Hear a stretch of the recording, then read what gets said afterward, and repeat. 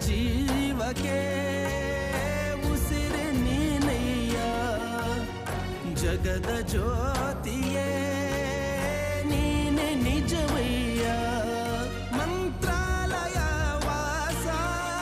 ಮಂತ್ರಾಕ್ಷತೆಯ ಅರಸ ಗುರು ರಾಘವೇಂದ್ರ